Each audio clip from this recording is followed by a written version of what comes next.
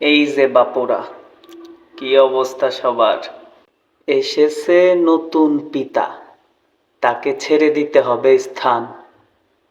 ভুলটুল কইলাম না তো? ধুর বাপু, ভুলটুল কিসের? এখন যা কব তাই ঠিক।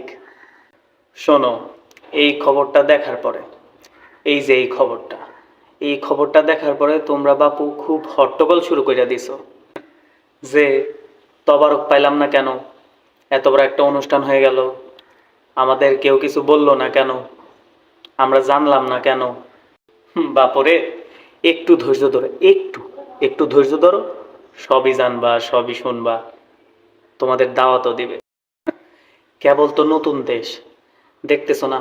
নতুন দেশ হতে না হতেই তার মৃত্যু দিবস চলে আইছে।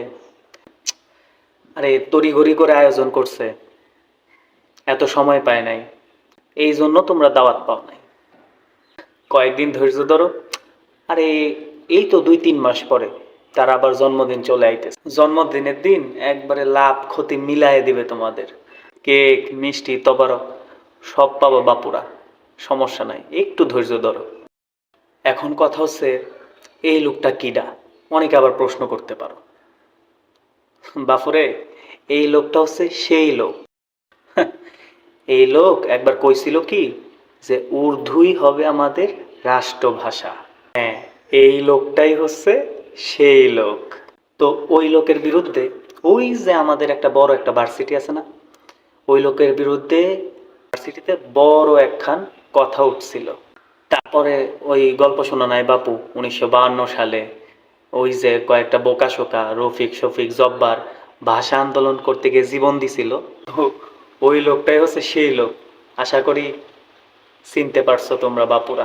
তো একটা হাসার কথা কি জানো বাপু, ওই যে একটা বড় একটা ভার্সিটি আছে না, ওই ভার্সিটির মধ্যে ওই বড় বড় অধ্যাপক আছে, তারা আজকে তার মৃত্যু দিবস পালন করতেছে। শুধু তাই না, এবং তারা কিছু দাবি তুলেছে।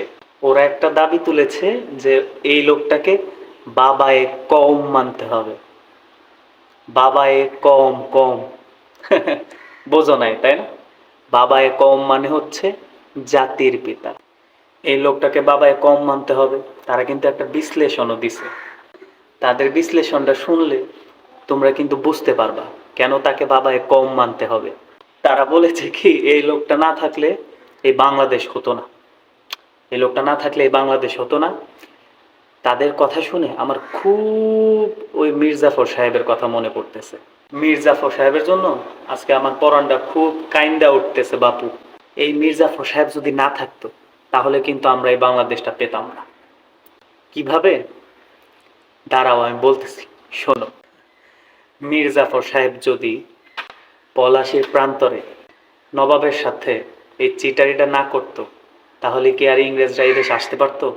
আর ইংরেজরা যদি এই দেশে না আসতো তাহলে তো ওরাও আসতে পারতো না। আর তারা যদি এই দেশে না আসতো তাহলে কি আমরা বাংলাদেশ পাইতাম? বাংলাদেশ কিন্তু আমরা পাইতাম না।